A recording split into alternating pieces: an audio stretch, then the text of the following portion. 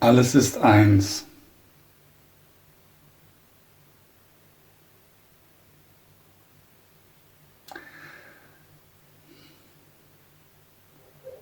Es ist ganz einfach. Jeder kann das nachvollziehen. Es ist eigentlich etwas, was jeder weiß. Zumindest in meinem Bekanntenkreis und in meiner Erfahrung. Es ist kein Geheimnis, dass alles eins ist.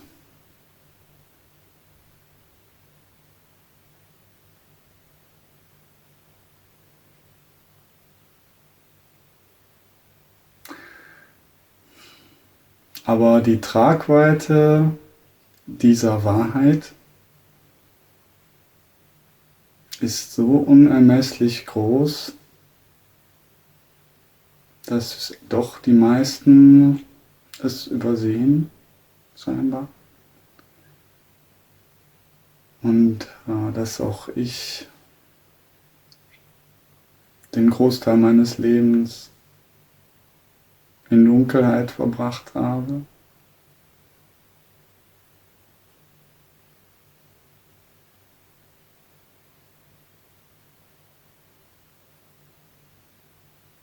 Alles ist eins.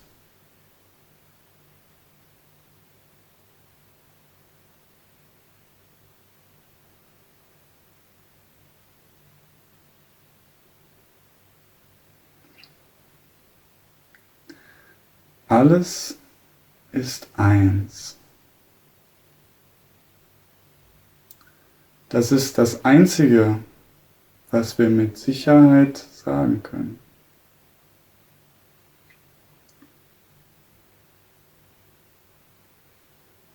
Was bedeutet es, dass alles eins ist?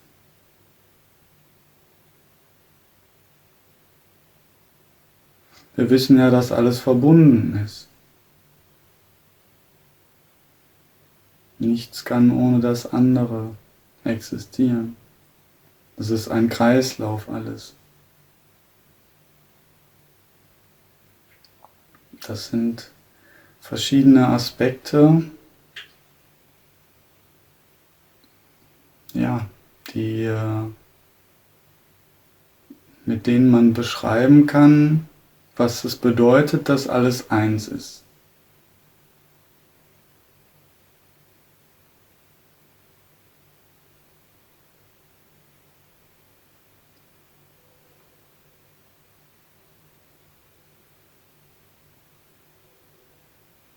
Es ist die einzige Wirklichkeit.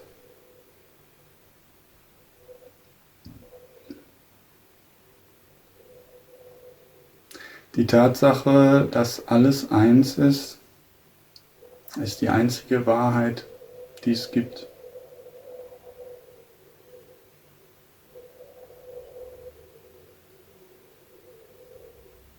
Alles andere ist Definitionssache.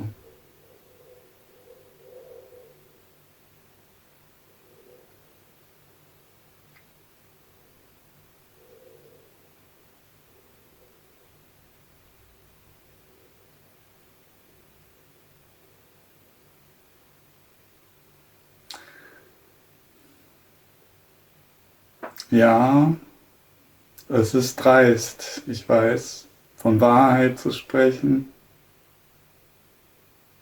aber ich meine nicht diese oder jene Wahrheit. Denn wir wissen ja, Wahrheit liegt im Auge des Betrachters. Und niemand sollte für sich die Wahrheit beanspruchen.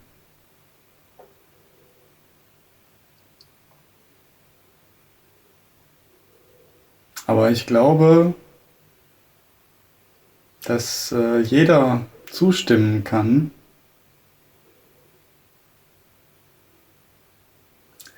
wenn es um diese eine Wahrheit geht.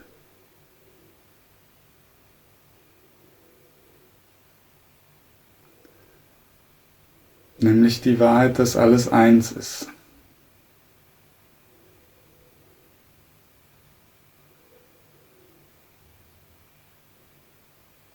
Ich glaube, jeder kann das bestätigen.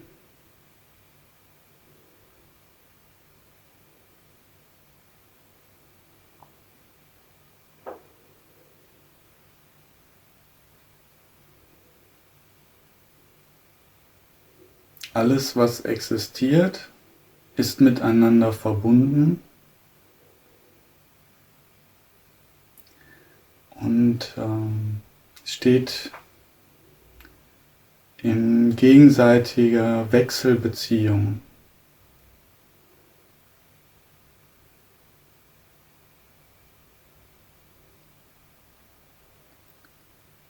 Ob das Universum jetzt unendlich ist oder endlich ist, ob es jetzt unendlich viele Universen gibt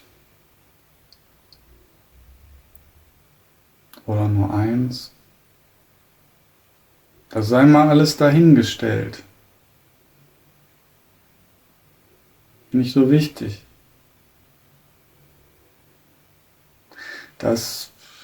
Man kann das eine oder das andere glauben. Das sind Dinge, die man nicht mit Sicherheit sagen kann.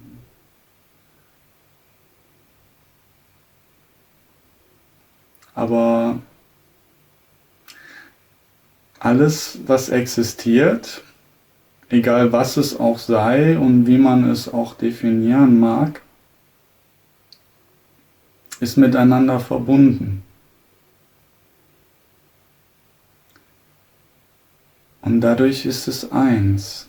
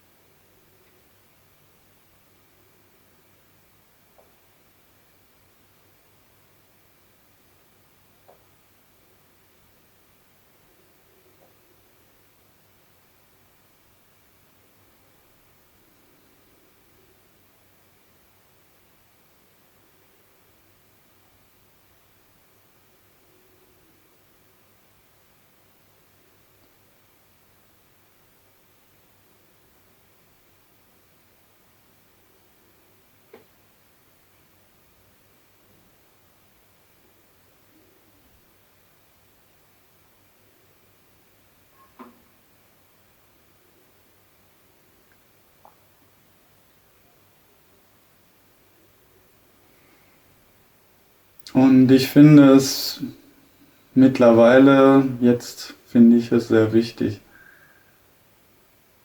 darüber zu sprechen und das bewusst zu machen, weil wir doch alle, ja, uns verlieren in Dingen, die nicht real sind.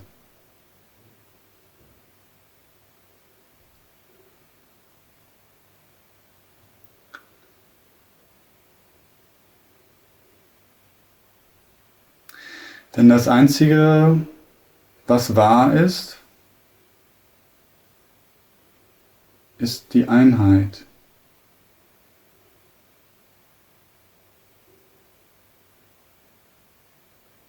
Die Einheit von allem, was ist. Das ist das Einzige, was wahr ist.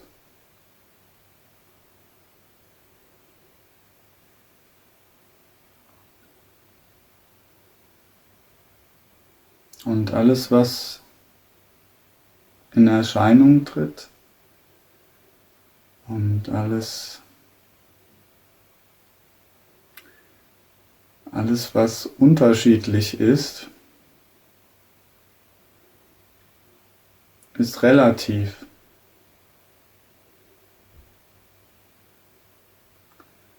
Und es liegt im Auge des Betrachters, was es nun ist und wie es ist und warum es ist.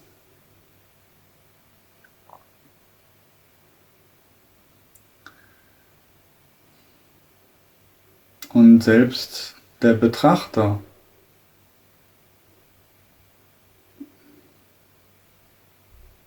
liegt im Auge des Betrachters.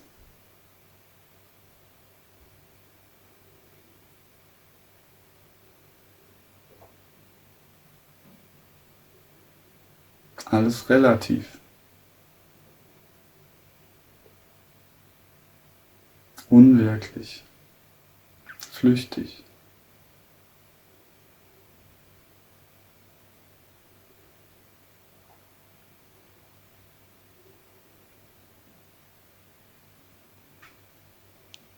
Aber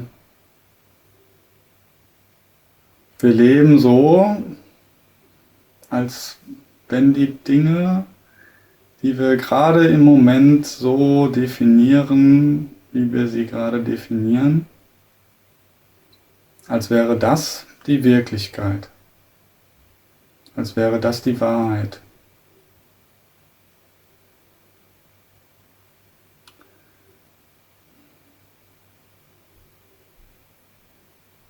Und obwohl sich das ständig ändert, was wir wahrnehmen, wie wir wahrnehmen und wie wir sind, obwohl das alles nicht 2 Momente gleich bleibt.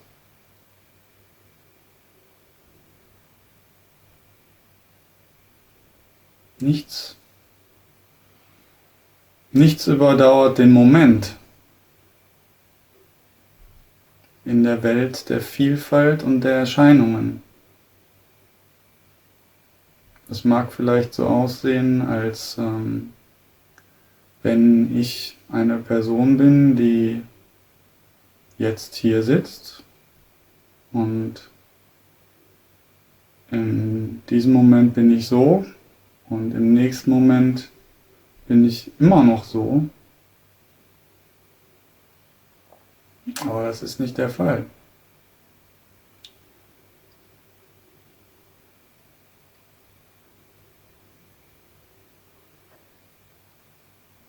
Alles ändert sich jeden Moment.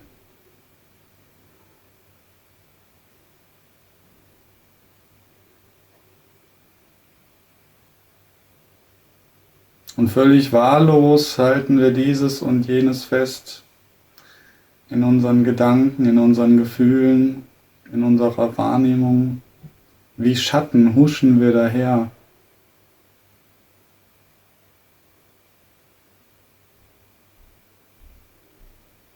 In einem dunklen, flüchtigen Traum.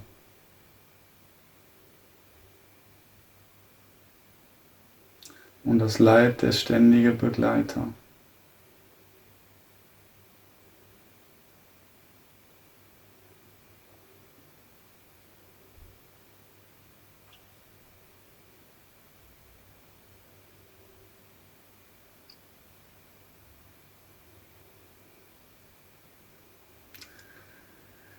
Und die Frage nach dem Sinn stellt man sich vielleicht hin und wieder,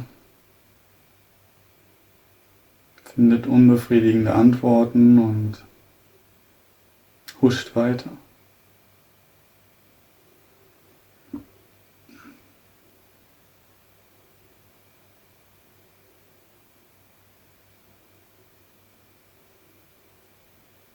Aber was ist das Leben eigentlich?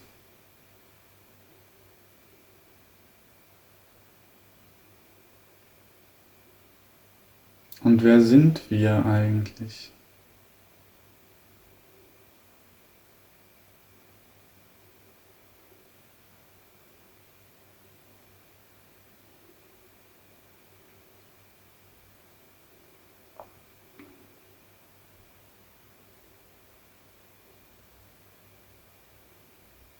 Wir sind alle verbunden, wir sind alle eins.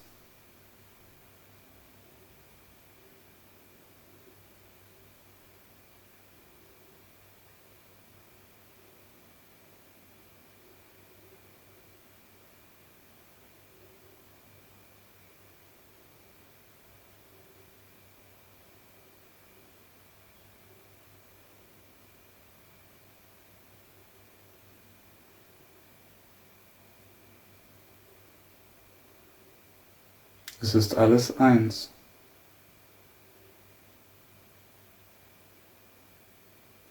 Das ist das Einzige, was ich mit Sicherheit sagen kann.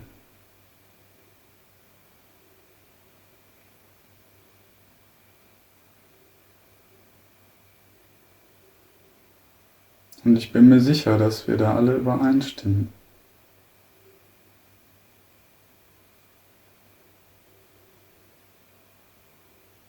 Bei allen weiteren Aussagen kann man unterschiedlicher Meinung sein.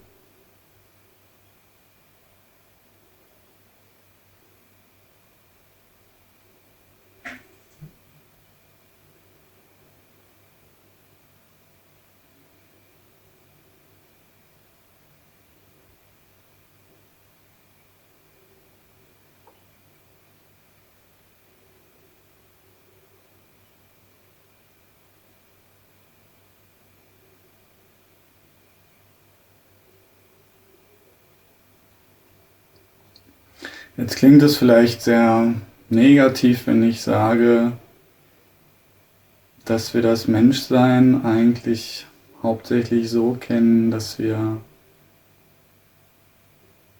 in Illusionen gefangen sind und Illusionen nachjagen. Positiver formuliert könnte man sagen, jeder erschafft seine eigene Realität.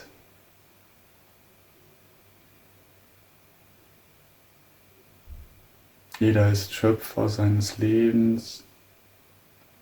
Wir sind alle Co-Creator dieser einen Wirklichkeit. Und doch leben wir alle in unterschiedlichen Welten und begegnen uns in Wirklichkeit selten.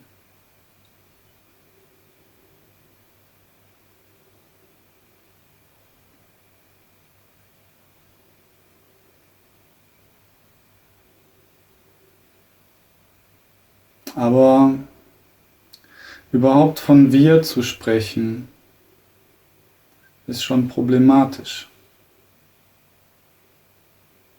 Das ist schon eine dreiste Behauptung.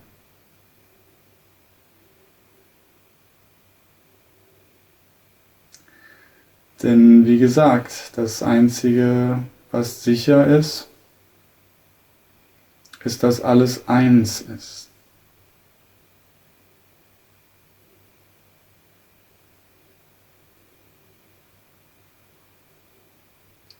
Also dann plötzlich zu der Annahme zu springen, dass es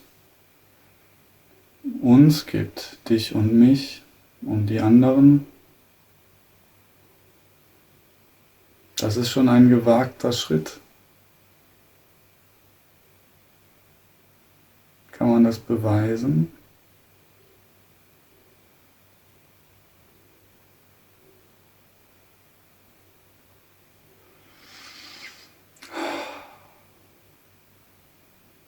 Jetzt kann man natürlich sagen, ja, ich habe doch meine 5 Sinne, ich kann doch sehen, riechen, schmecken, fühlen, hören. Und dadurch weiß ich, wer ich bin. Ich bin das hier. Und dadurch weiß ich, das ist der Rest der Welt, weil ich kann das wahrnehmen. Ja. Und das ist dann meine Realität, ne? Könnte man so sagen.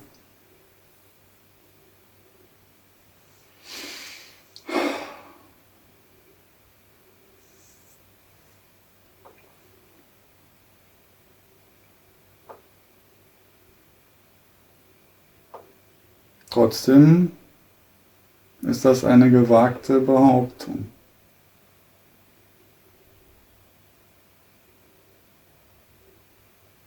Ein gewagter Schritt von der Gewissheit, dass alles eins ist, dorthin zu springen zu der Behauptung, dass man getrennt ist vom Rest der Welt.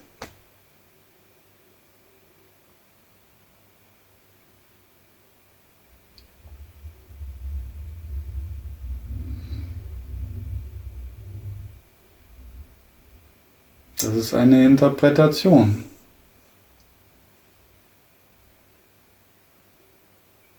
Aber stimmt das auch wirklich?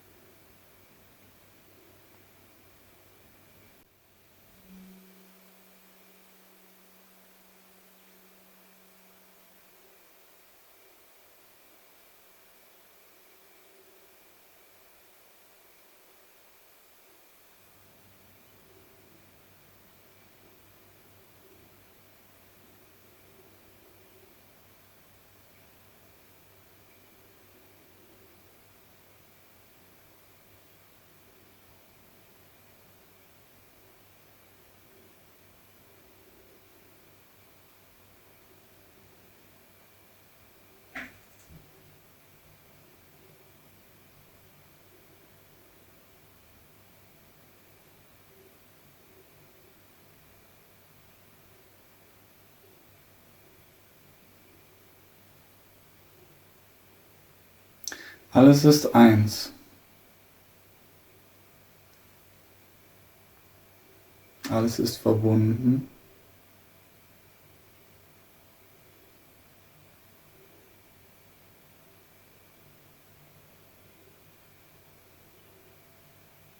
Und wir identifizieren uns ja mit unserem Körper. Unsere Gedanken drehen sich um unseren Körper. Unser Handeln dreht sich um unseren Körper. Also der Körper ist ja das Mittel der Handlung. Aber was ist der Körper eigentlich? Und was ist der denkende Geist eigentlich?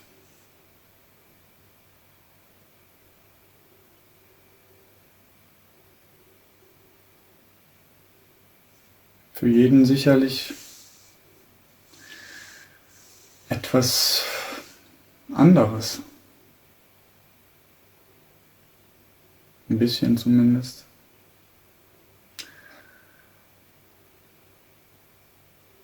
Aber wissen tun wir es nicht.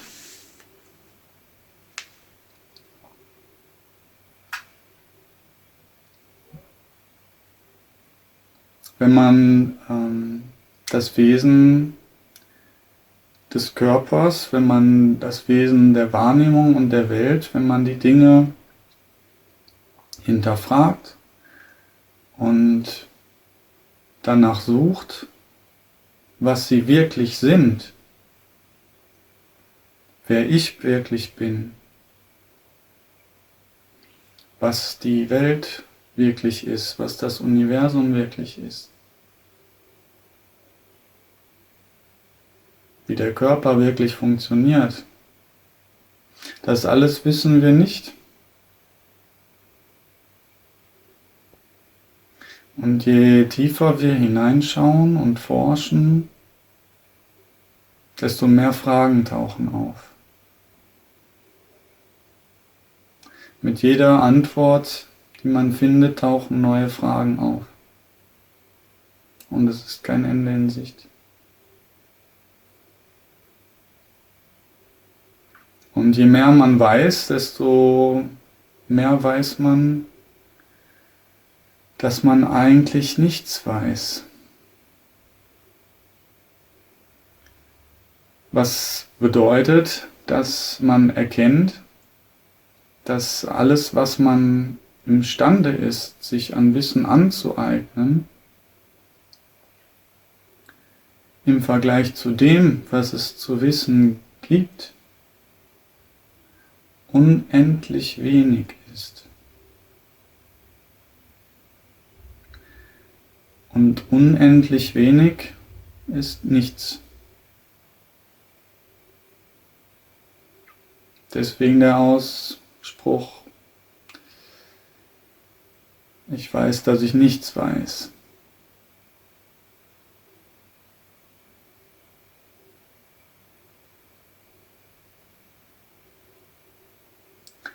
Und das ist letztendlich die Wahrheit.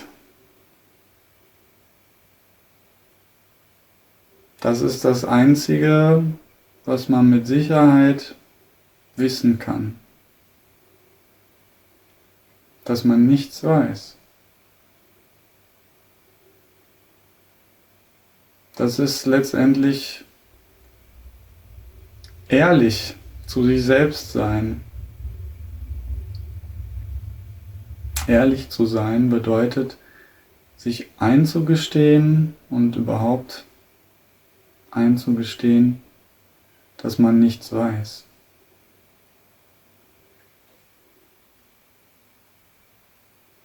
Dass man im Grunde nichts weiß.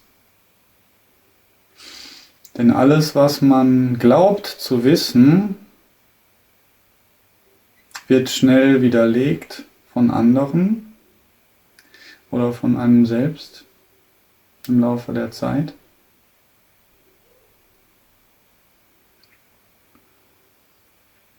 Es ist alles flüchtig.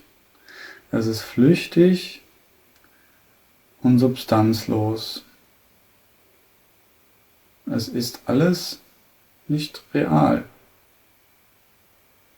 Alles, was wir wissen, was wir glauben zu wissen und was wir glauben durch unsere Wahrnehmung wahrzunehmen. Wir nehmen etwas für wahr. Wir nehmen etwas wahr.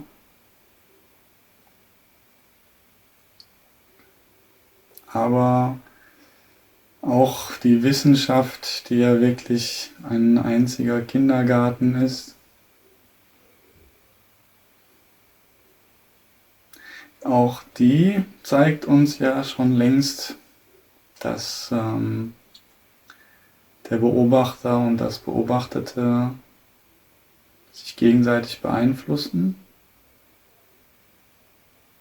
Also mit anderen Worten, das, was wir sowieso schon wissen, dass eben alles im Auge des Betrachters liegt und alles Ansichtssache ist.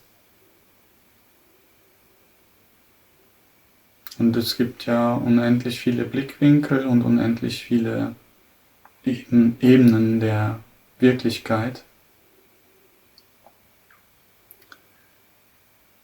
Ja.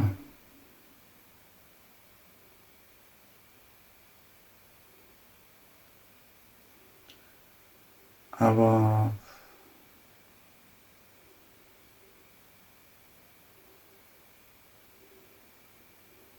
das kann man natürlich sagen, es gibt unendlich viele Ebenen der Wirklichkeit. Aber jetzt zu sagen, ich entscheide mich dafür, dass diese Sache so und so ist, ich sage jetzt, ich bin so und so, der ist so und so, dies so und so, mein Leben ist so und so, oder ich sage, dieses ist, weil jenes ist. Ich sage, da ist die Ursache und das ist jetzt der Grund für das. Aber das ist alles vollkommen willkürlich und aus dem Kontext gerissen. Das ist alles Illusion. Und das ist doch schade, oder? Dass wir in einer Welt leben aus Illusionen.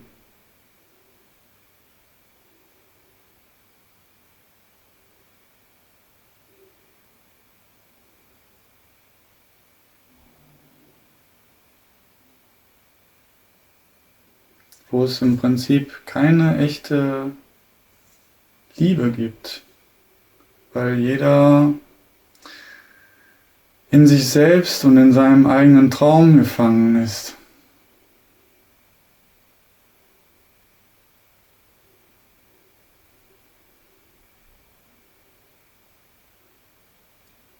Und der einzige gemeinsame Nenner, den es wirklich gibt, ist die Einheit. Die Tatsache, dass alles eins ist.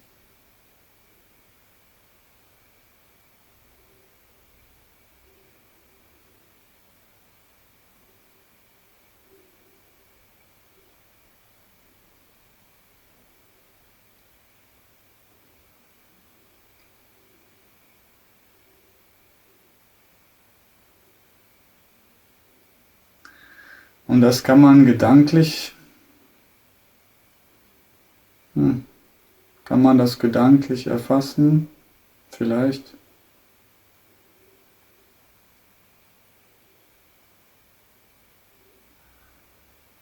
Aber die Einheit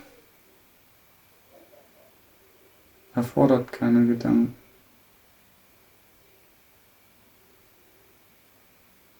In der Einheit endet alles, was wahrnehmbar ist.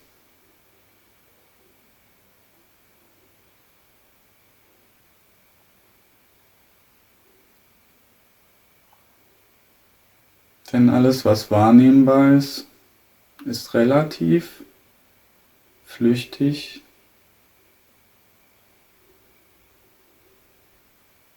und unwirklich.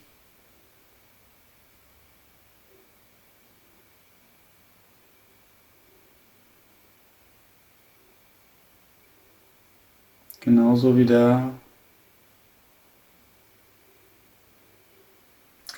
der wahrnimmt, unwirklich, relativ und flüchtig ist. Absolut flüchtig. Nichts überdauert den Moment.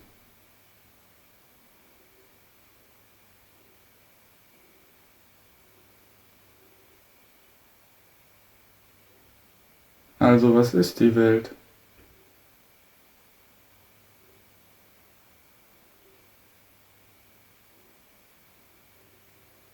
Was sind wir?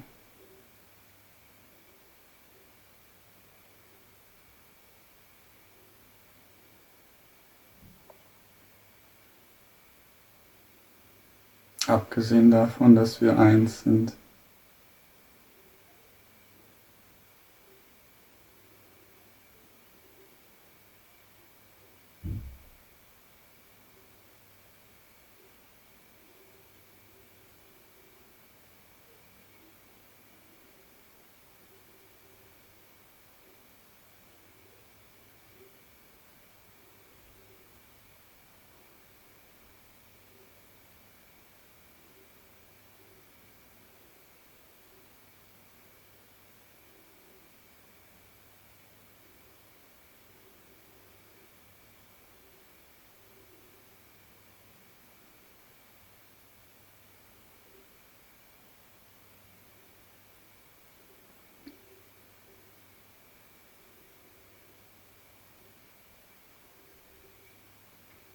Ich finde dieses Thema so wichtig. Und es findet zu wenig Bedeutung. Zu wenig Beachtung, Entschuldigung. Es ist ja von absoluter Bedeutung. Das Thema, wer bin ich? Was ist die Welt? Was ist der Sinn des Lebens? Und die wichtigste aller Fragen, wie werde ich glücklich? Wie finde ich Erfüllung?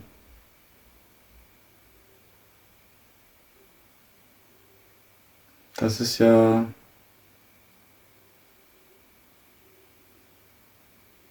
die Liebe. Liebe zu sich selbst, die einen antreibt, Erfüllung zu finden. Ja, die Triebkraft des Lebendigseins, die Selbstliebe, die uns dazu antreibt, Erfüllung zu suchen und finden zu wollen.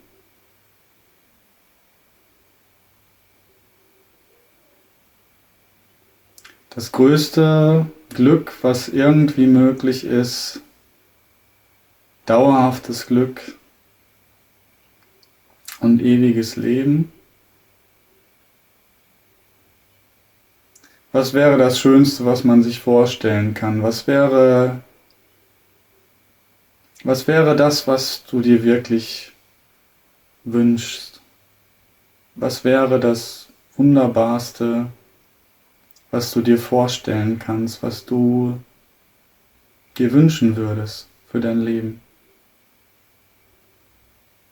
Wenn du wirklich 100%ig frei wärst, dein Leben zu gestalten und die Welt zu gestalten, wie würde die dann aussehen?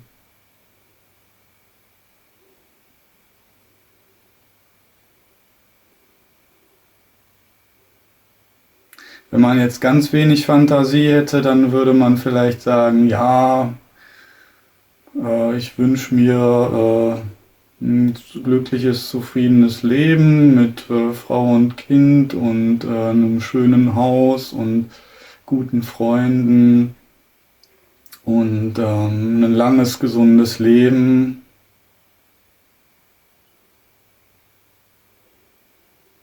Ja, das wäre so das ganz tief gestapelte, ne? Das, was tatsächlich vielleicht noch als realistisch und erreichbar so angesehen werden könnte. Wenn man jetzt aber seine komplette Fantasie auspackt, dann würde man vielleicht sich sein Leben als Paradies vorstellen. Man würde sich vielleicht das Universum als ein unendliches Paradies vorstellen, in diesem Paradies gibt es keinen Tod, kein Leid und keine Einschränkungen. Das kann man sich natürlich schlecht vorstellen. So im Detail ist es schwierig zu konstruieren, ein Paradies. Aber man könnte schon sagen, ungefähr das wäre wünschenswert. Ein Paradies, in dem es für alle Wesen unbegrenzte Freiheit gibt. Ein Paradies, in dem es unendliches Wachstum gibt, ewiges Leben für alle Wesen und vollkommene Freiheit.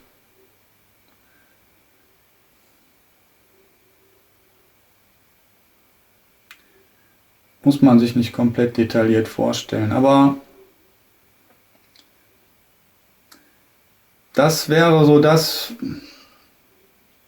wenn man seine ganze Fantasie zusammennimmt, dann wäre sowas in der Richtung vielleicht der Sinn des Lebens. Wenn man denn frei wäre, zu entscheiden, was der Sinn des Lebens denn sein soll.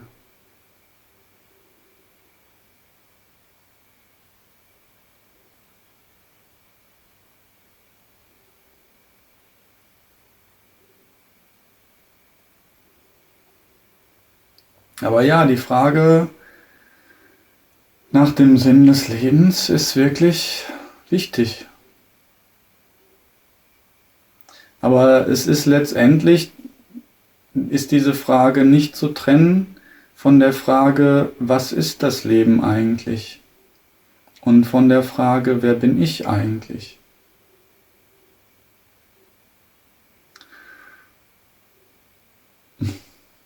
Und du wirst es vielleicht erahnen, Die einzige sichere Antwort, die ich jetzt wieder gebe, ist, alles ist eins.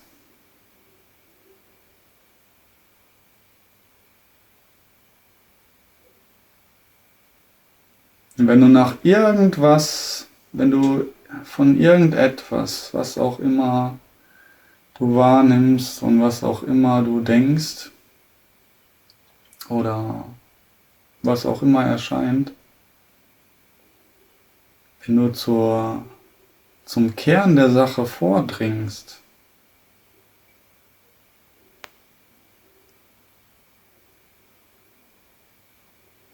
wenn du mit jeder Antwort neue Fragen auftauchen siehst,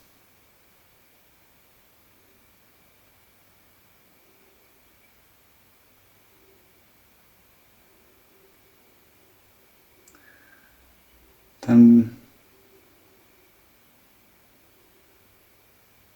wirst du vielleicht aufhören zu suchen.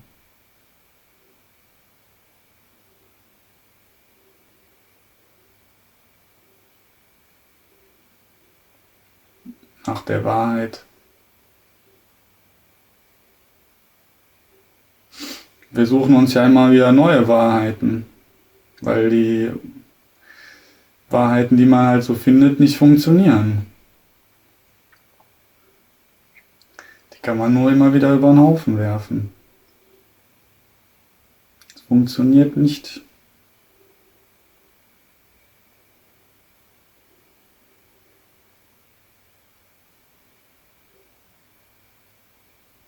Es funktioniert nicht, um einen sinnvollen Beitrag zum Leben an sich zu leisten. Es funktioniert nicht, um Erfüllung zu finden, um Gesundheit, vollkommene Gesundheit zu leben. Für all das haben wir keine Mittel und Wege parat und keine Wahrheiten, keine temporären, fragmentarischen Wahrheiten, die uns irgendwie letztendlich weiterhelfen.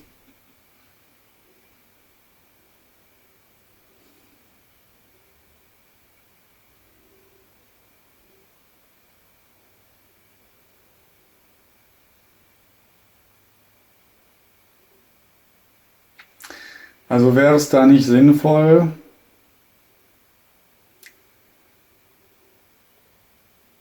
sich erstmal an der Wahrheit zu orientieren, dass man nichts weiß. Und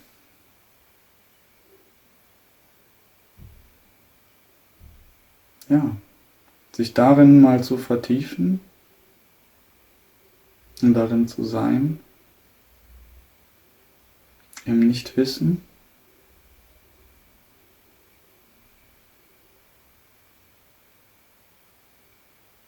In der Wahrheit des Nichtwissens.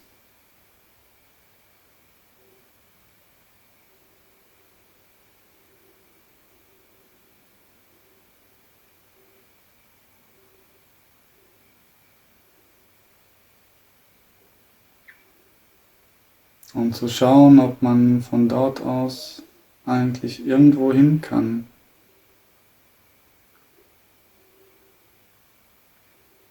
Ob man von dort aus irgendwas erschaffen kann, was wirklich ist.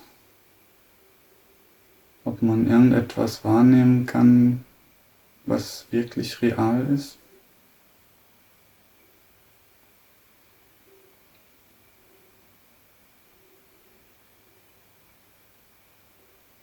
Ob man irgendwas anderes noch mit Sicherheit sagen könnte.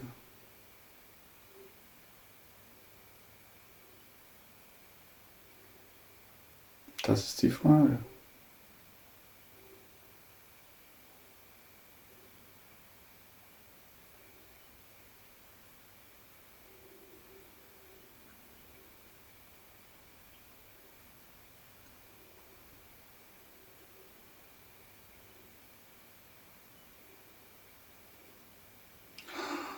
Und alle Geschichten, die man aus körperlichen Wahrnehmungen, aus der Geschichte, der Vergangenheit, der Zeit und den eigenen Gedanken und Gefühlen und diesem ganzen Wirrwarr, alle Geschichten, die man daraus so entstehen lässt, sind alle unvollständig.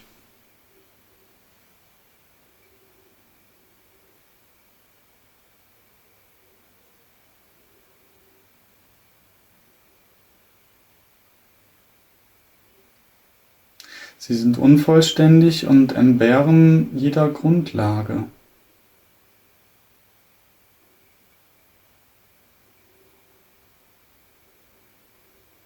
Denn egal welchen Ausschnitt von seinem eigenen Leben oder welchen Ausschnitt man von der Welt betrachtet,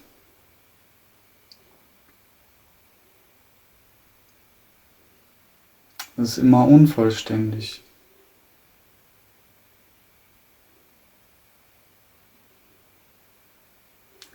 Und man kann nicht sagen,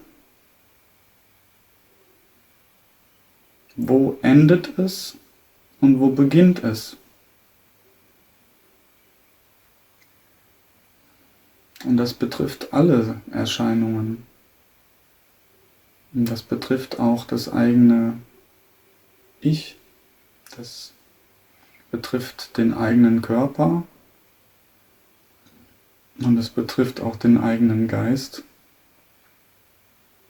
Man kann nicht sagen, wo fängt mein Leben an und wo hört es auf. Man kann es nicht mit Sicherheit sagen.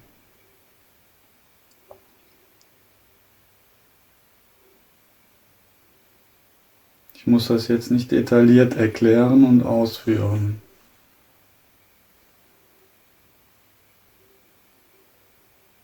Ich glaube, das ist uns bei näherer Betrachtung allen bewusst.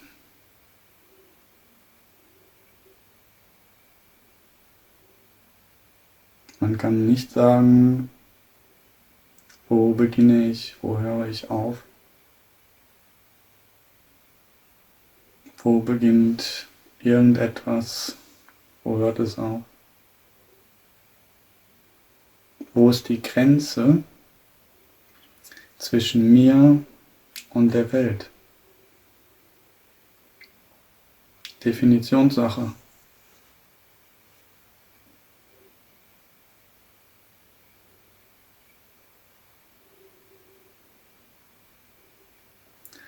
Es gibt unendlich viele Ebenen der Wirklichkeit und daher unendlich viele Blickwinkel, unendlich viele Realitäten. Und dass es die Unendlichkeit gibt, da brauchen wir nicht drüber streiten, denn allein die Zahl 1 lässt sich mathematisch unendlich aufteilen. Das ist ganz simpel. Also diese Einheit, dieses Leben, was alles eins ist, lässt sich natürlich aufteilen in unendlich viele Wirklichkeiten.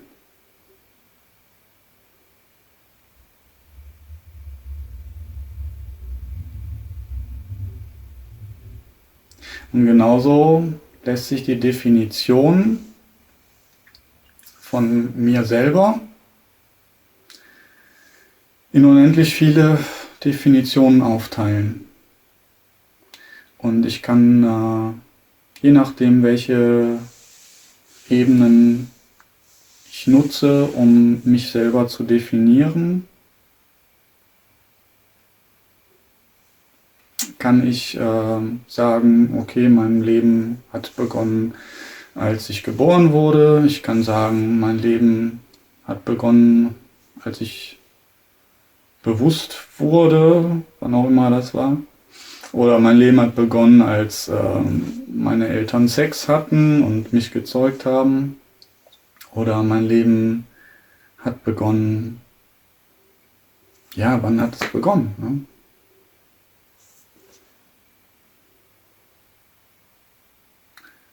Wann beginnt man denn ein getrenntes Ich zu sein?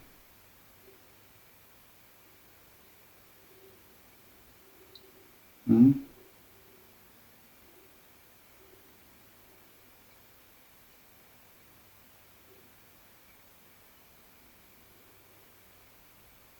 Also man kann ja jetzt mal sagen, okay, als meine Eltern Sex hatten und mich gezeugt haben, hat mein Leben begonnen. Und davor?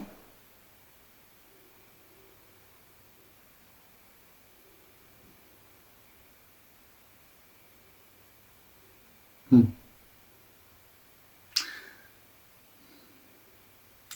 Weil jeder Beginn muss ja aus etwas anderem entstehen. Alles, was entsteht, entsteht ja aus etwas anderem.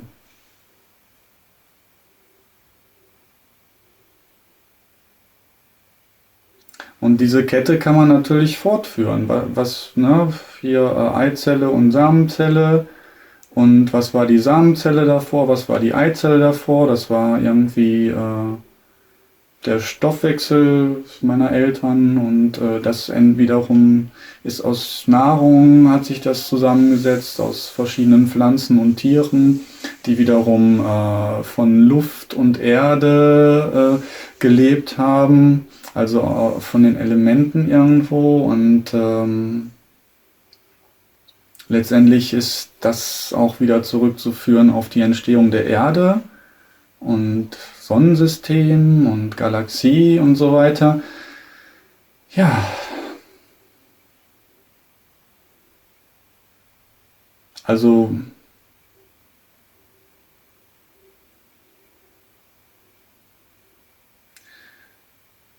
die wichtige Frage, wer bin ich? Was ist Realität? Und wie kann ich vollkommene Glückseligkeit erlangen? Wie kann ich den Sinn des Lebens erfüllen? Das sind Fragen, die alle zusammenhängen.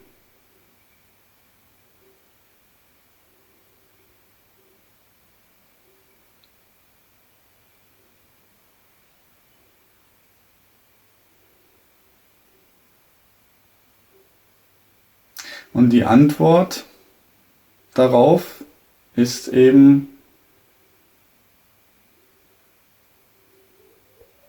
dass man gar nichts wissen kann.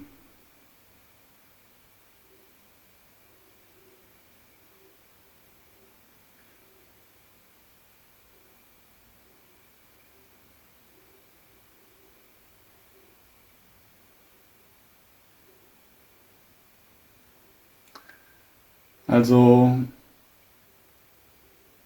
wenn das die Antwort auf alle Fragen ist,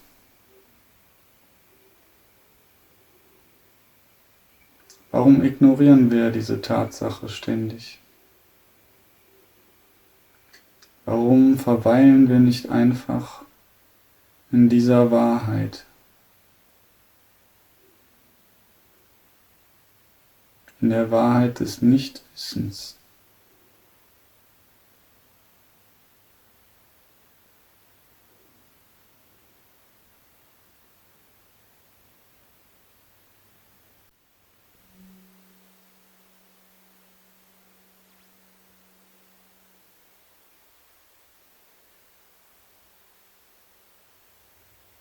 Und das bedeutet Stille.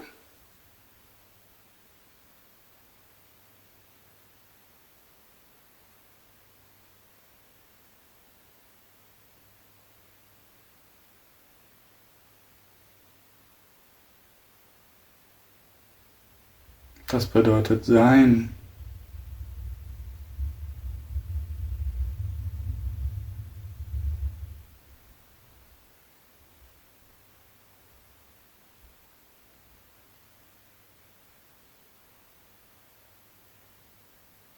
ohne Gedanken, ohne Wahrnehmung, ohne ein getrenntes Ich.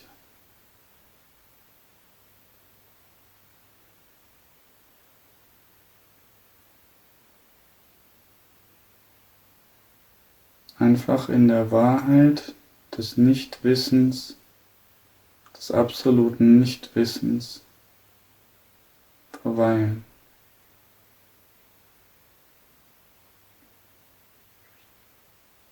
Und diese Wahrheit erkennen, diese Wahrheit sein.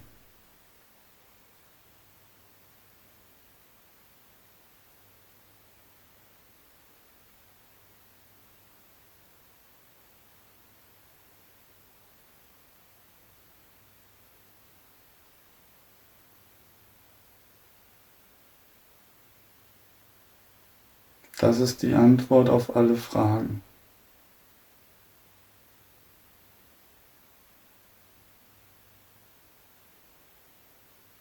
Das ist das Ende aller Fragen.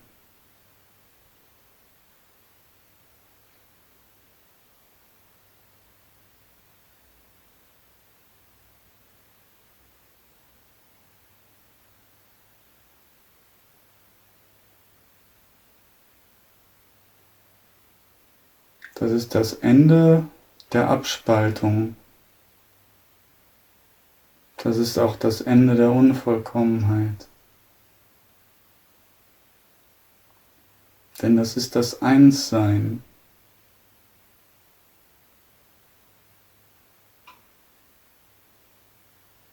Und das ist hier und jetzt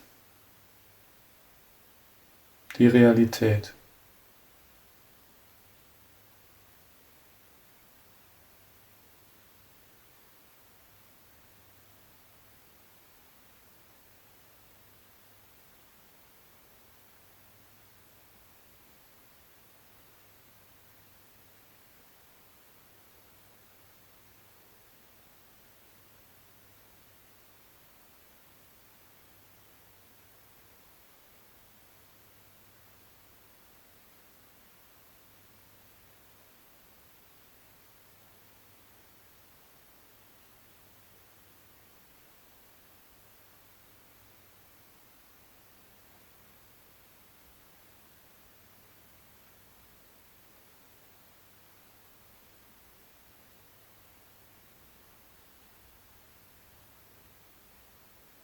Jeder Gedanke ist Abspaltung.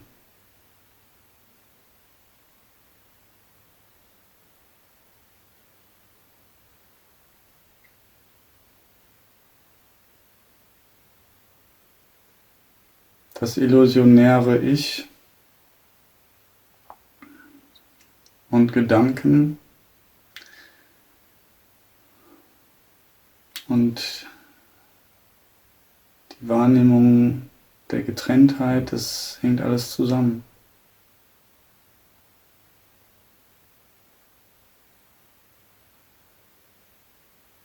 Und dass dieser Körper hier getrennt ist von irgendwas im Universum, ist eine völlig dreiste Behauptung.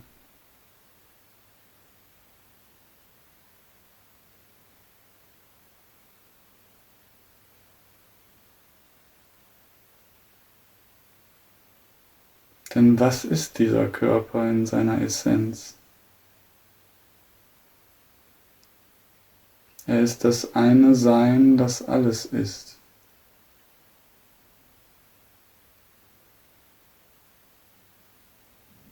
Und damit ist er ewig.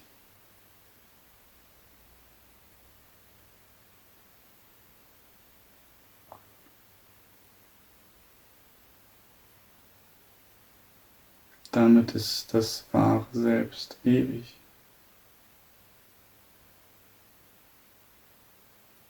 Und es gibt nur das wahre Selbst.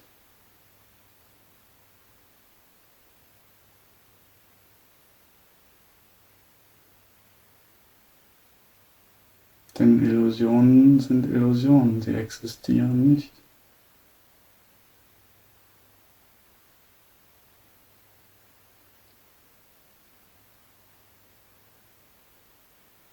Sie sind nicht wirklich, sie sind nicht das, was sie zu sein scheinen. Sie sind in Wirklichkeit das wahre Selbst, die Einheit allen Seins.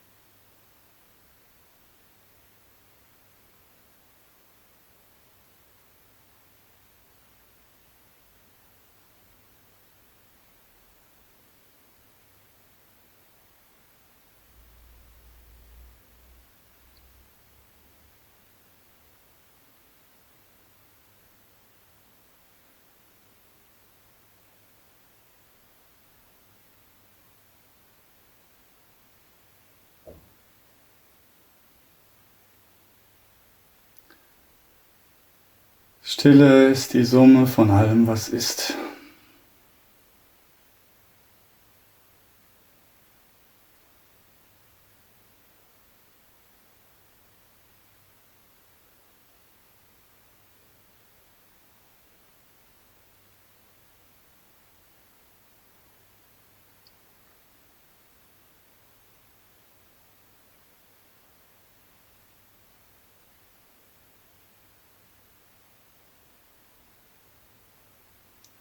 Und im Einssein liegt die Erfüllung.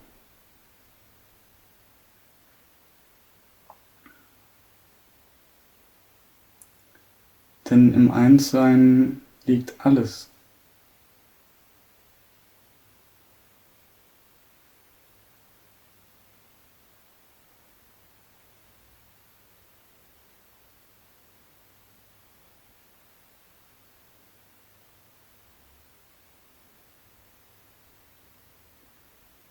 Es gibt keinen Weg, es gibt nichts zu erreichen.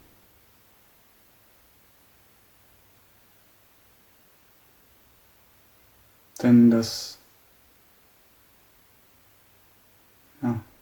Höchste, man kann es nicht das Höchste nennen. Man kann es gar nicht benennen. Aber es ist simpel und logisch, dass wir alle eins sind und dass dieses Einssein alles ist.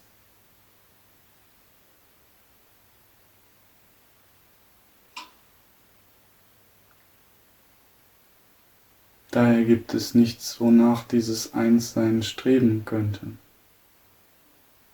Denn es gibt nur das.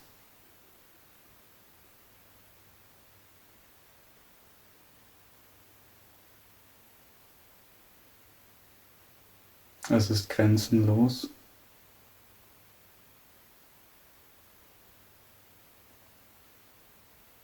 Und frei.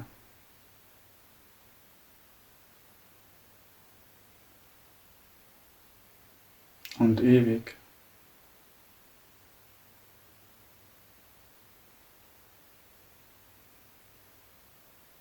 Und vollkommen.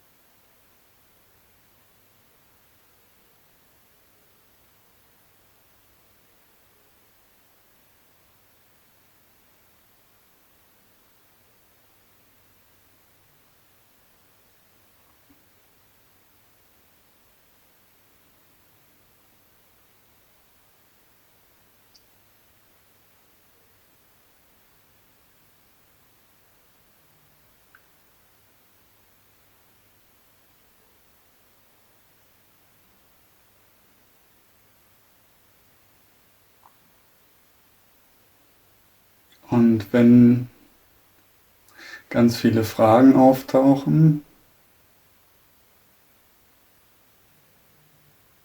wie kann das denn sein?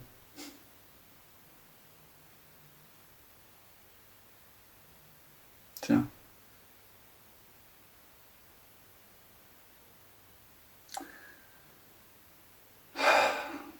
Der Sinn des Lebens ist halt nicht, dass man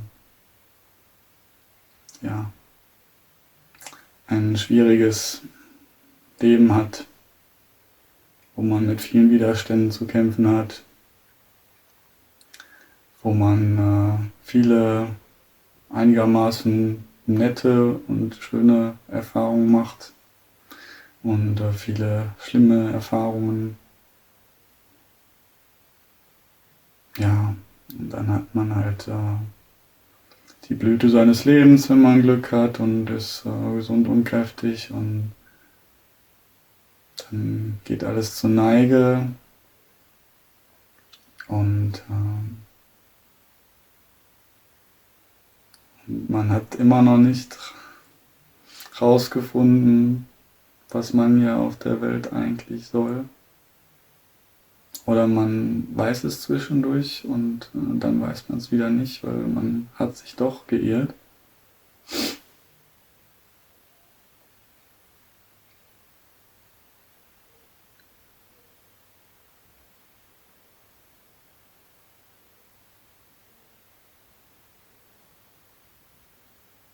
Nein, das ist nicht der Sinn des Lebens.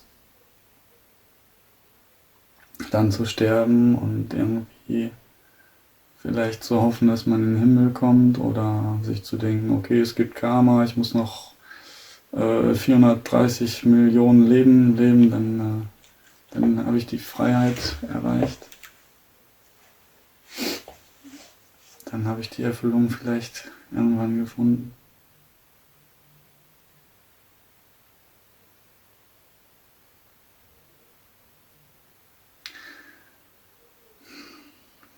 Ich meine, ich habe mir schon als Heranwachsender, als junger Erwachsener, habe ich eine große Krise gehabt und mich gefragt, wie kann es sein, dass das Leben so vollkommen eigentlich ist?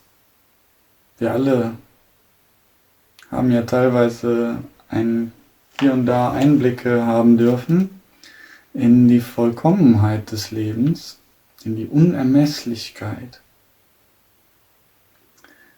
Und sei es in der Natur, sei es in der Liebe oder was weiß ich. Ne? Und deswegen lieben wir das Leben ja irgendwo auch. Und gleichzeitig ist es so lächerlich und erbärmlich und grausam. Wie kann das sein? Warum? Und wenn das Leben eigentlich so unendlich und unermesslich und fantastisch ist, warum gibt es dann darin Leiden? Was ist der Sinn? So eine Welt würde ich doch nicht, wenn ich jetzt mal mir vorstelle, der Schöpfer zu sein, und ich kann diese wahnsinnige Komplexität und Schönheit des Lebens erschaffen, und ich kann das alles so ins Leben rufen und gestalten. Warum erschaffe ich dann so grausame, erbärmliche Scheiße auch noch? Und davon jede Menge. Warum? Was ist der Sinn? Was ist der Sinn des Leidens? Und was ist der Sinn dieses Lebens, das so maßgeblich mit Leid erfüllt ist und mit Begrenzung, und obwohl die Natur des Lebens doch eigentlich die unendliche Freiheit ist und die unbegrenzte Vielfalt und die unfassbare Komplexität. Warum? Habe ich mich gefragt. Und ich habe mich, ja, und ich habe mir gedacht, das kann doch nicht wahr sein. Das habe ich mir gedacht. Das kann doch nicht wahr sein. Das, was ich hier alles in der Schule gelernt habe und das, was ihr mir ja als Wahrheit alle auftischt und das, wo ihr euch mit abgefunden habt alle, das kann doch nicht wahr sein. Und deswegen finde ich es so wichtig, jetzt darüber zu reden, weil ich bin nur sehr, sehr wenigen Menschen in meinem Leben begegnet, die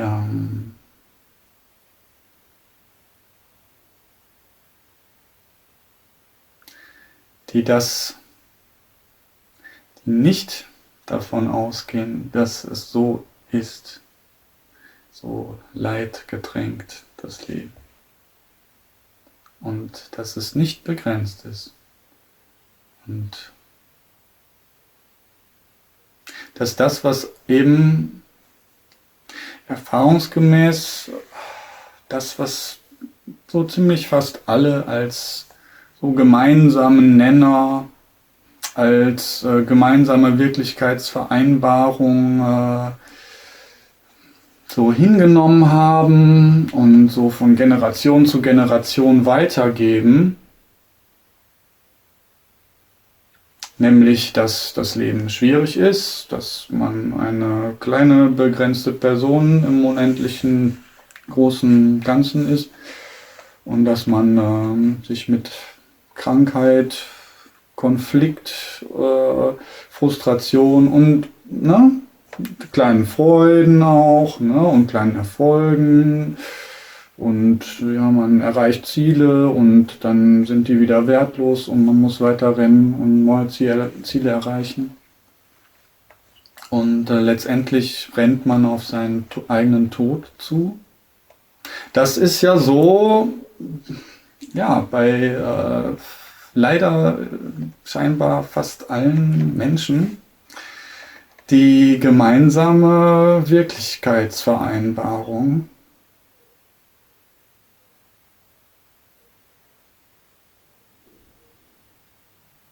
Und ich denke mir nur, das kann doch nicht wahr sein. Und das kann doch nicht der Sinn des Lebens sein. Und das kann auch nicht das Leben sein. Diese unschöne Definition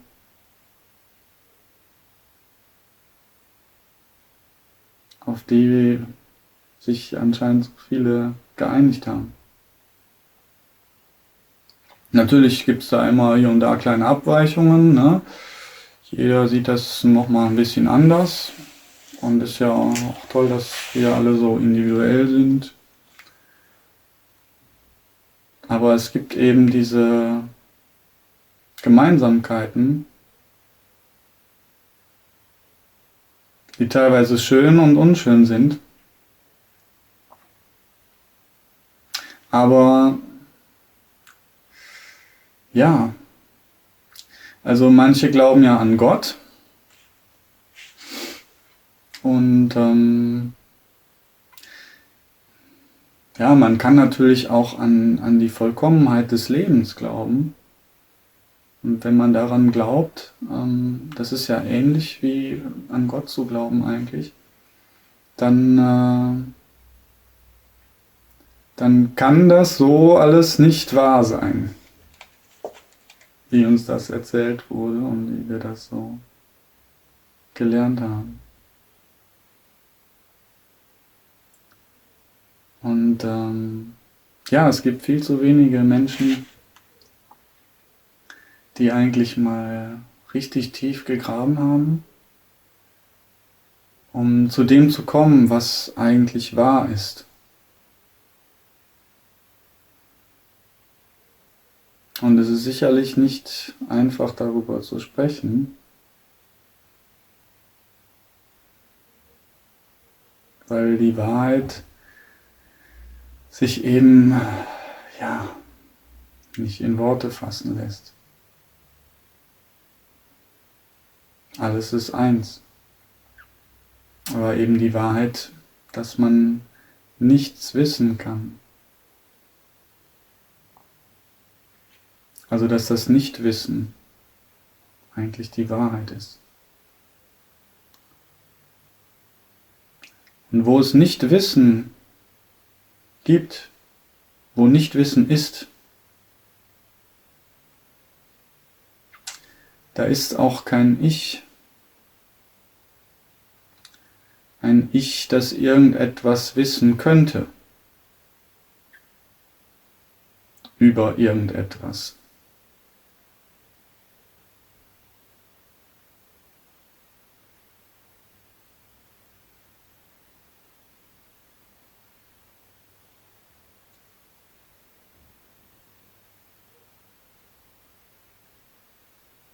Es gibt nur das Sein, das es selbst ist.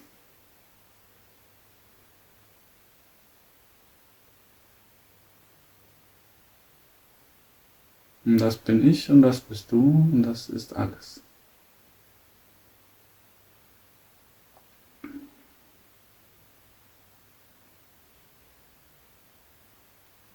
Und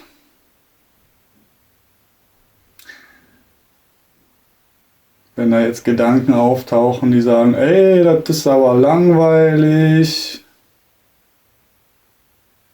da muss da ein bisschen Action geben.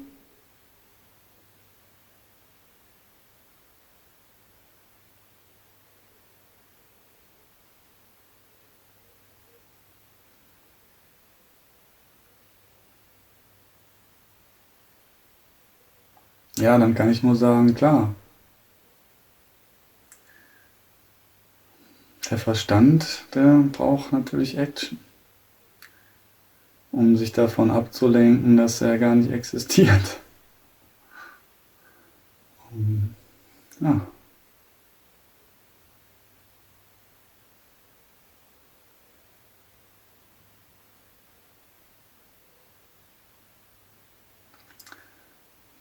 Das abgespaltene, illusionäre Ich,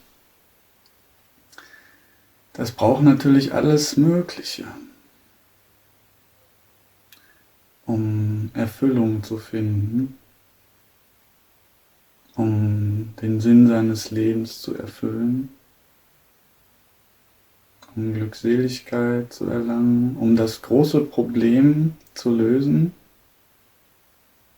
dass es ein abgespaltenes, begrenztes Ich ist, mit allerlei Problemen und Unzulänglichkeiten.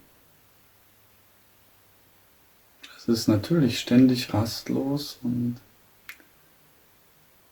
ständig auf der Suche nach Entertainment oder auf der Suche nach der Wahrheit. Sehr beschäftigt, irgendwo anzukommen, wo es vielleicht Erlösung gibt. Oder wo es Freude gibt. Man muss ja nicht immer so hochgreifen. Viele wollen ja nur ein fröhliches Leben.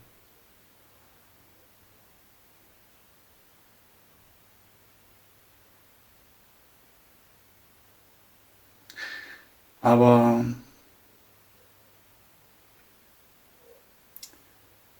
Freude und Leid im Leben gehen ja bekanntlich Hand in Hand. Das eine bedingt das andere.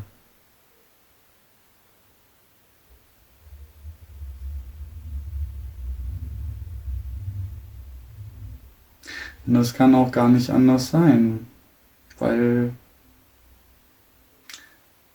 weder die Freude noch das Leid real sind. Sie haben beide keine eigene Existenz, bedingen sich gegenseitig,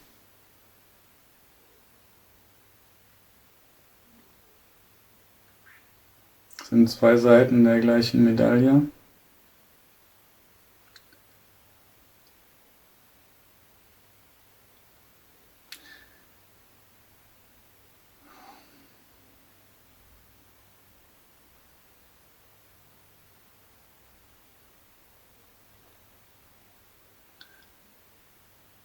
So ist es mit dem Streben nach bedingter Freude.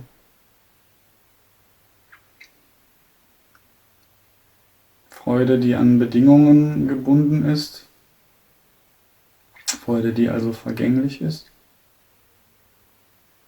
und flüchtig ist, hängt immer auch mit Leiden zusammen, was auch an Bedingungen geknüpft ist und flüchtig ist.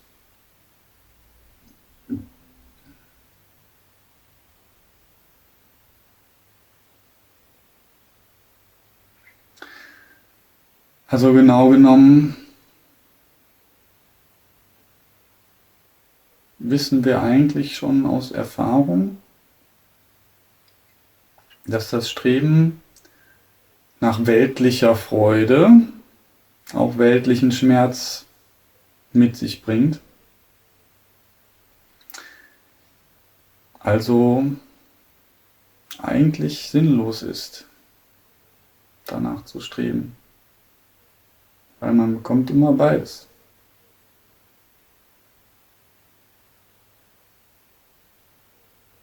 Aber jetzt denkt man sich, ja, man muss ja irgendwie nach der Freude streben, man muss ja irgendwie nach dem Glück streben, weil was bleibt einem anderes übrig?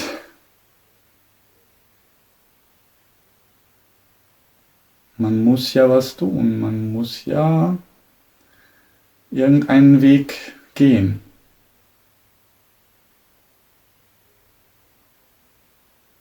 Und man muss ja irgendwo nach irgendwelchen Grundsätzen, nach irgendwelchen Wünschen und ja, muss man ja sein Leben ausrichten und dann Entscheidungen treffen und so weiter.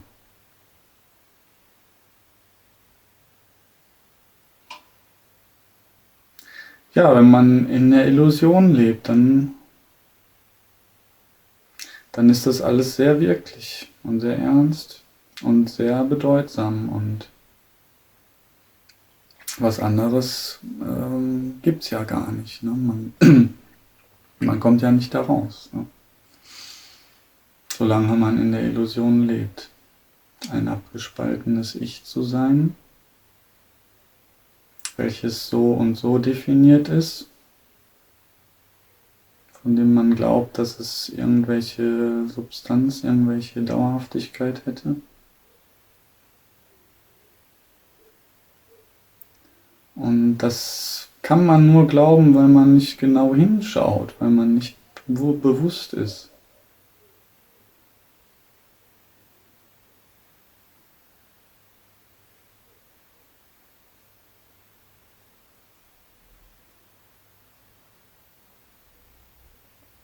Wenn man bewusst ist, dann ist offensichtlich, dass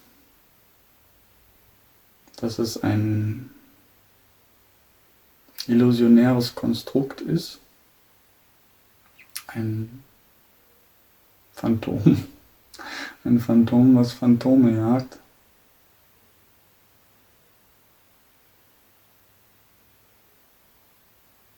Ja, aber was soll man denn tun?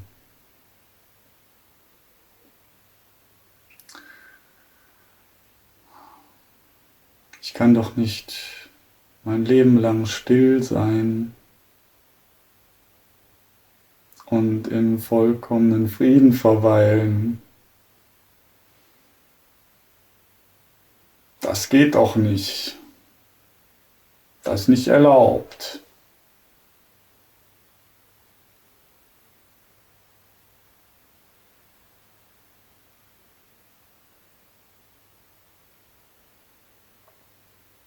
Ich kann doch nicht einfach mein Leben lang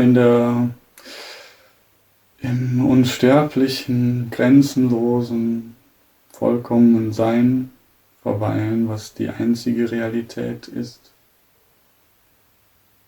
Das geht doch nicht, werden dir die Leute sagen.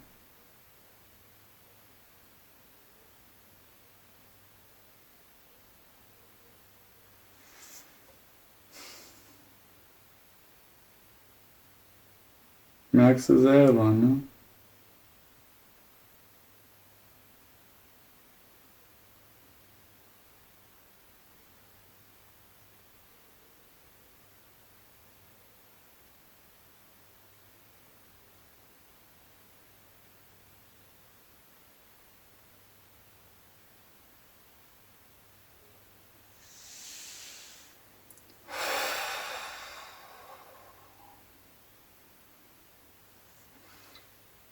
Meine Gesichtsmuskeln sind schon ganz müde. Ich lächle normalerweise nicht so viel.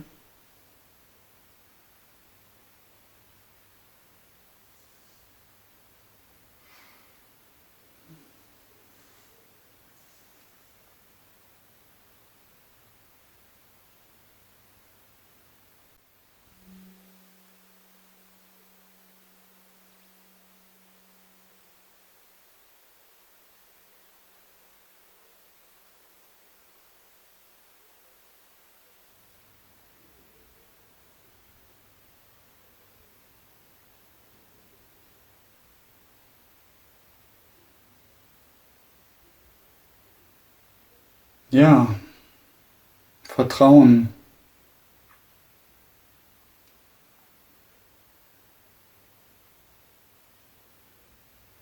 Es braucht Vertrauen.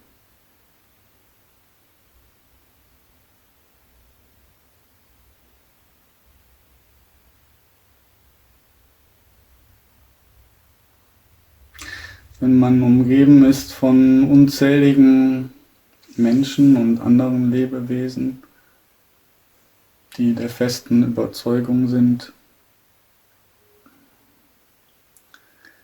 dass sie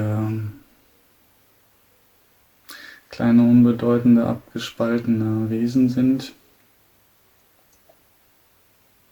Natürlich bedeuten sie sich selbst alles, aber sie gehen halt davon aus, dass sie für den Rest der Welt nicht so bedeutend sind.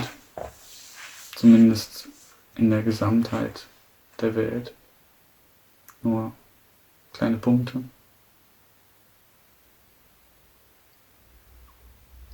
Ja, und dass das Leben eben hart ist. Es ist halt auch schön, aber es ist halt auch hart und man ist natürlich auch nicht frei. Davon gehen halt die meisten aus.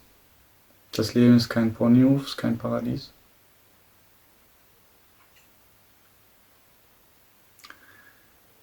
Und da braucht es eben Vertrauen in die eigene Einsicht.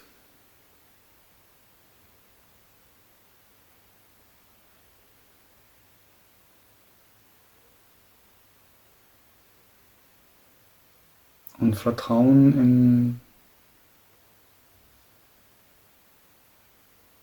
in das, was eigentlich offensichtlich ist, aber was jeder sieht.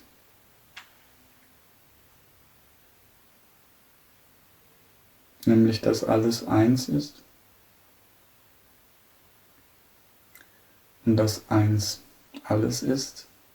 Dieses eine ist alles.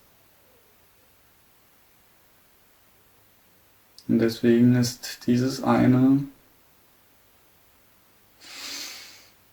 unser wahres Selbst.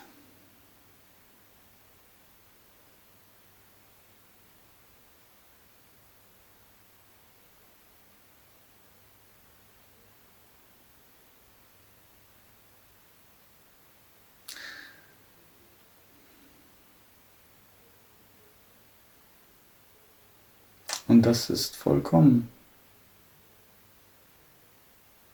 Da gibt es kein Leid und kein Tod in Wirklichkeit. In Wahrheit ist das alles das eine unendliche vollkommene Sein.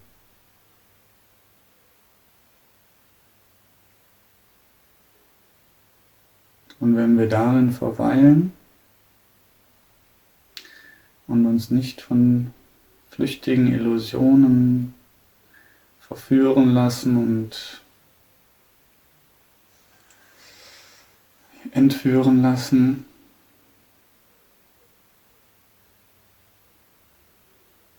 dann wird sich alles klären. Dann ist alles klar.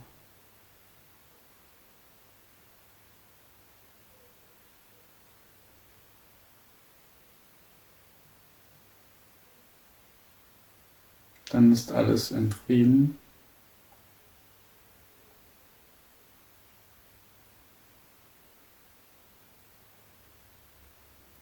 Und vollkommene, unsterbliche, unbegrenzte Glückseligkeit,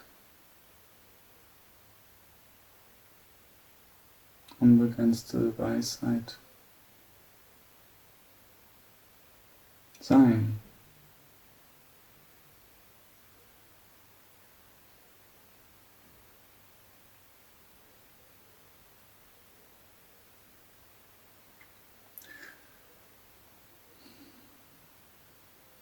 Jedes Wesen strebt nach Glück und deswegen hatte ich gerade so den Impuls, dir, mit dem ich ja jetzt rede, zu erzählen, wie toll die Wahrheit doch ist. Ja, Glückseligkeit, Erfüllung. Aber das sind alles letztendlich unzutreffende Beschreibungen. Denn Einheit, Sein, es ist, man muss es halt sein. Und dafür muss man still sein.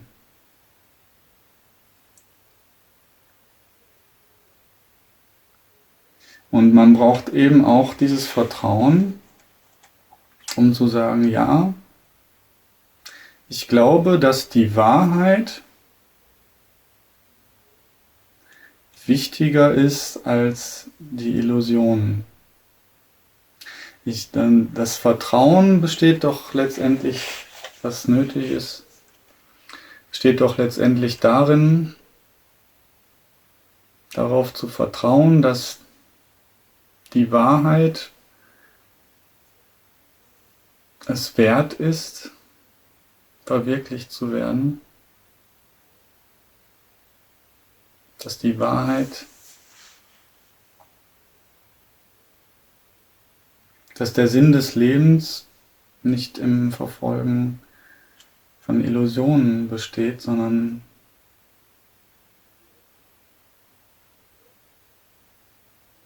im Erreichen und im Sein der Wahrheit, der Wirklichkeit, des Einsseins.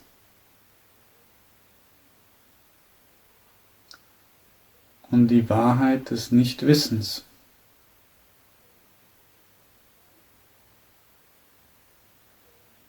Und Nichtwissen bedeutet, nicht getrennt zu sein. Denn um etwas zu wissen, muss es auch jemanden geben, der etwas weiß.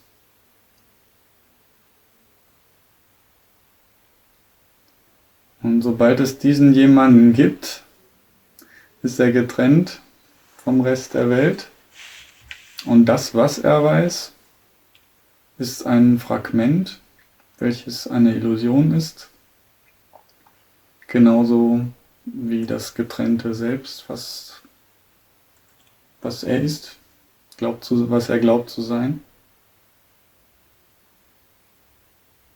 Es ist einfach nicht wahr, es ist nicht real.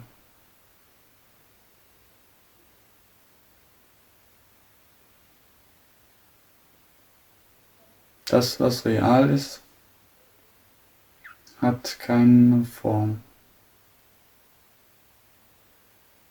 und keine Eigenschaft.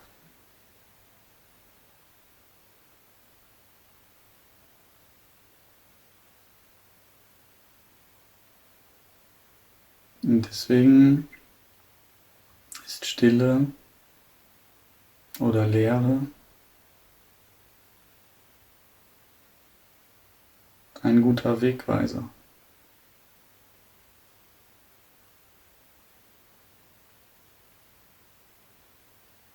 Aber die Wirklichkeit ist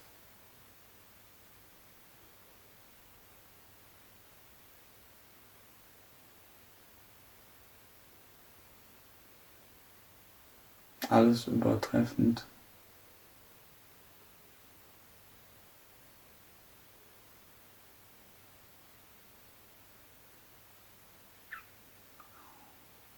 Denn unbegrenzt und allumfassend, alles durchdringend, alles seiend.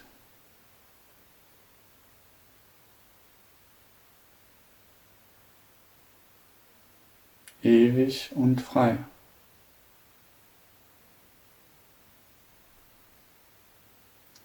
Das sind auch alles Worte und alles nur Hinweise auf die Realität, auf das, was wirklich ist. Aber man merkt ja schon, all diese Hinweise, die die Realität beschreiben, die treffen nicht zu auf die Illusionen. Denn die Illusionen sind immer begrenzt, vergänglich.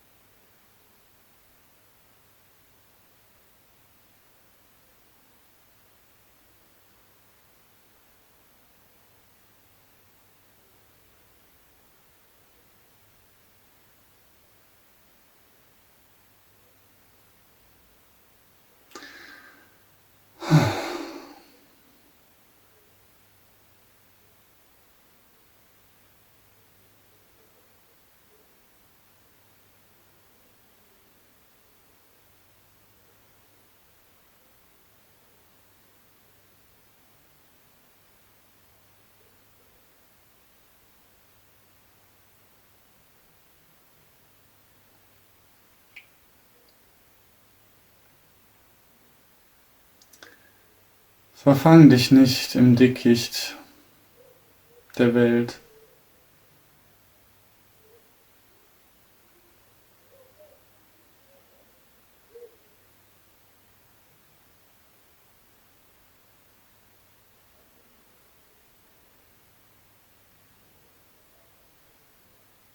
Alle Erscheinungen sind nur das wahre Selbst in Wirklichkeit.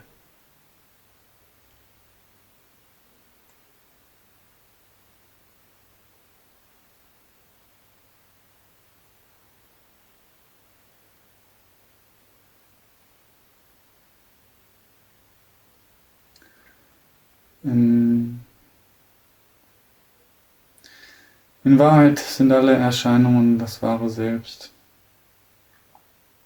Und wenn man sie als das wahre Selbst wahrnimmt, dann nimmt man sie korrekt wahr. Und wenn man die Erscheinung als Erscheinung wahrnimmt und sie so sieht, wie sie erscheint, dann ist es nicht wirklich. Dann ist es eine Illusion.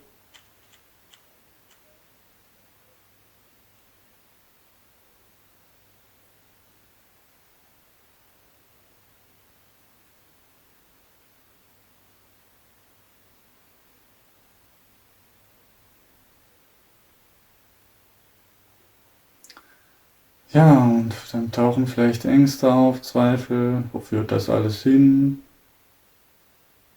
Und was kommt dann? Das sind alles nur Gedanken.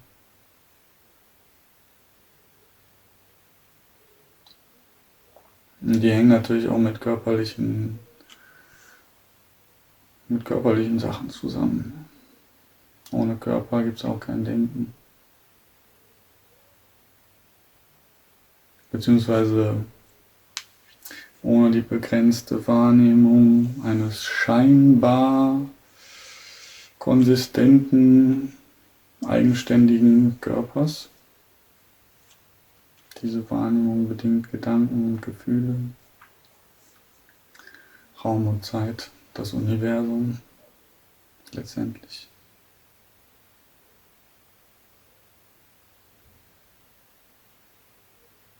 Aber die Wahrheit geht über all das weit hinaus.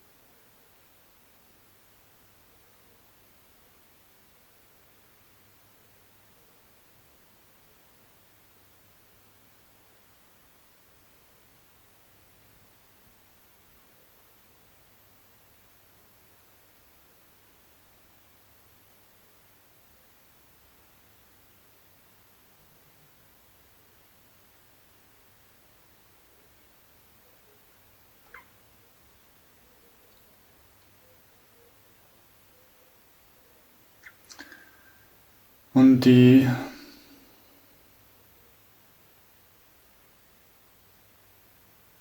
Wahrheit des Seins ist vollkommen unabhängig von jeglichen Formen.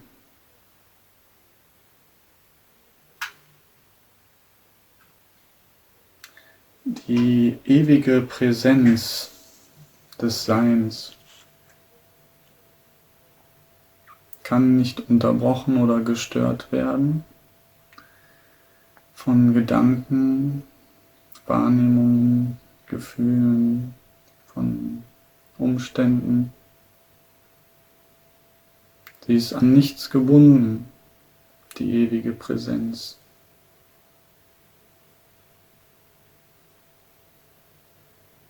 Egal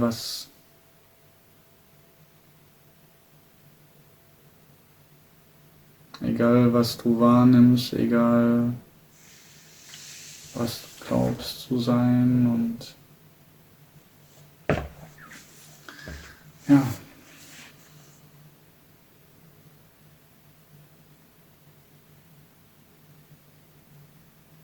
Suche das, was ewig ist.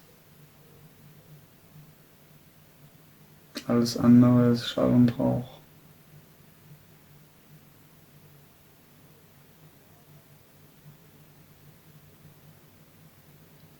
Und das, was ewig ist, ist das Einzige, was wirklich ist. Was wir sind. Wir sind es. Ich sage jetzt wir, ich könnte auch sagen, du bist es. Dabei gibt es kein wir oder kein du, sondern nur das.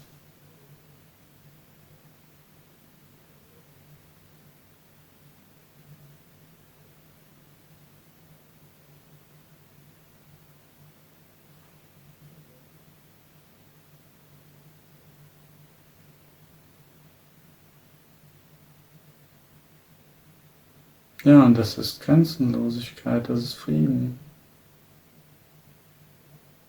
Das ist die Wahrheit. Die Wahrheit des Nichtwissens ist das wahre Sein. Das göttliche Sein. Deswegen heißt es ja auch in der Schöpfungsgeschichte, dass Adam von dem Baum der Erkenntnis von Gut und Böse gegessen hat und dadurch aus dem Paradies geflogen ist. Der Baum der Erkenntnis. Gut und Böse. Yin und Yang. Ich und Welt. Dualität. Das ist die Ursünde.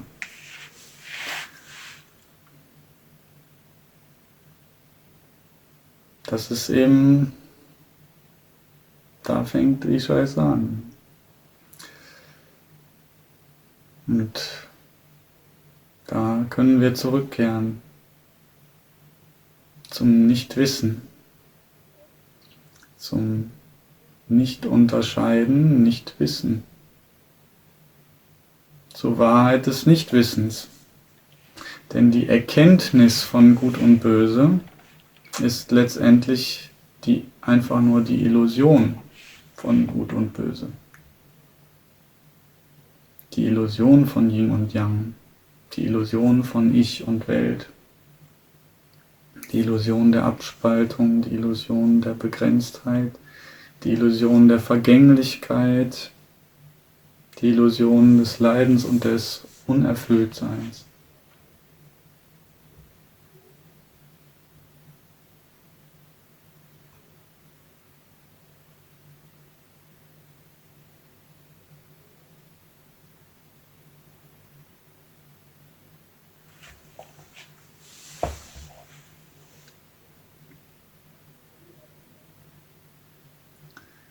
Ja, es ist nämlich nicht der Baum der Erkenntnis, es ist ja der Baum der Verblendung letztendlich. Denn alles, was erkannt wird, ist Schall und Rauch.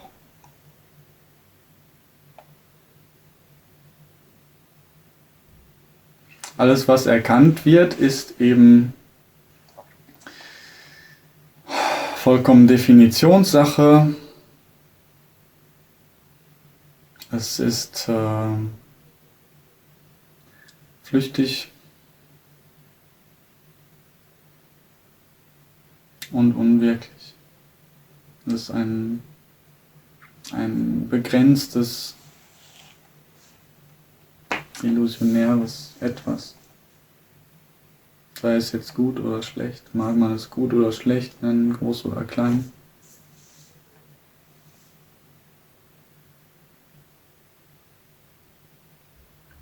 Kehren wir zurück zu unserem Ursprung.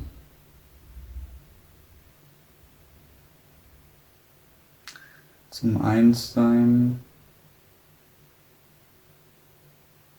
Da gibt es kein Wissen. Da gibt es nur die Wahrheit des Nichtwissens. Das ist das Paradies. Da gibt es keinen Tod und kein Leiden.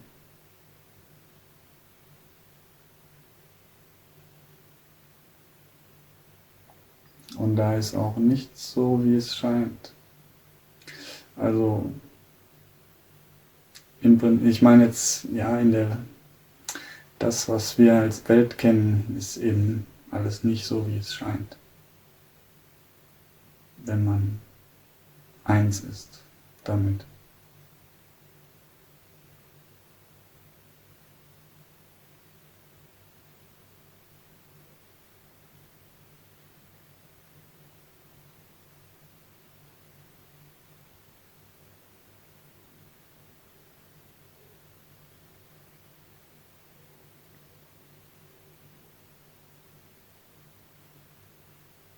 Ja, also wozu ist das Leben gut? Was ist der Sinn des Lebens?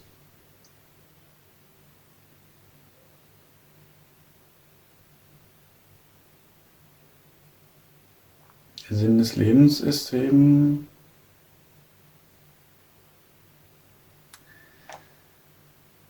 das Allerschönste, was man sich nicht vorstellen kann.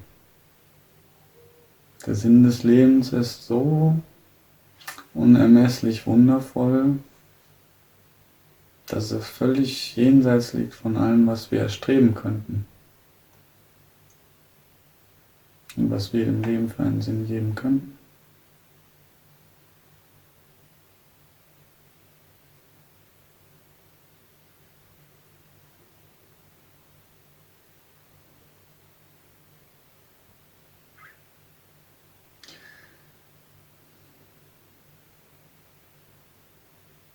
Wir haben die Möglichkeit, ins Paradies zurückzukehren, in die Wahrheit des Nichtwissens, in die Wahrheit des Seins, in den absoluten Frieden und die Unsterblichkeit.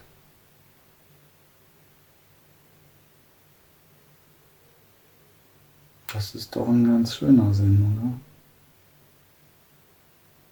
Lass dir nichts anderes einreden.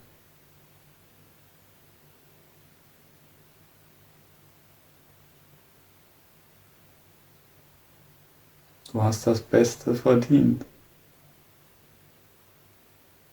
Denn du bist das Beste.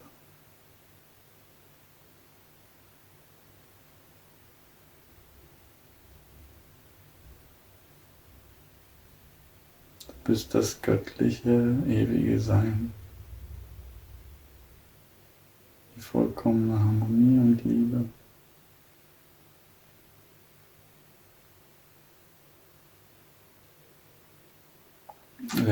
Unbeschreiblich sind alles nur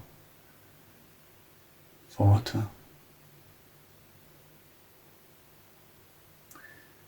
die aber helfen können, dich von der Illusion zu befreien.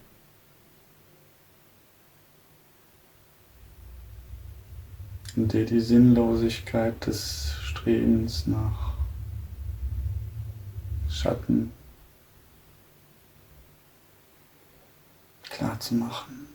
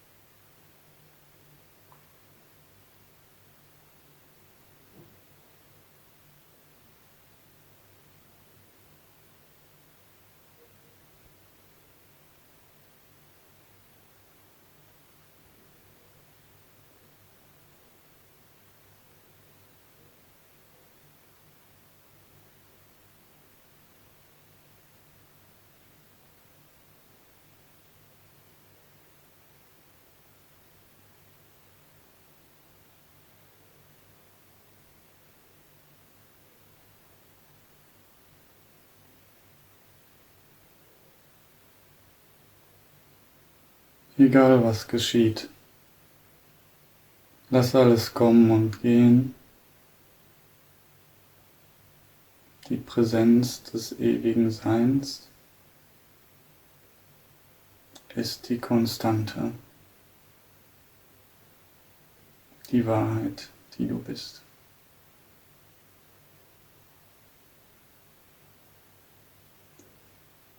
Dies wird durch nichts beeinträchtigt,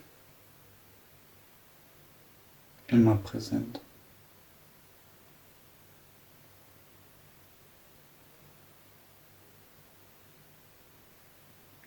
Von unermesslicher Tiefe.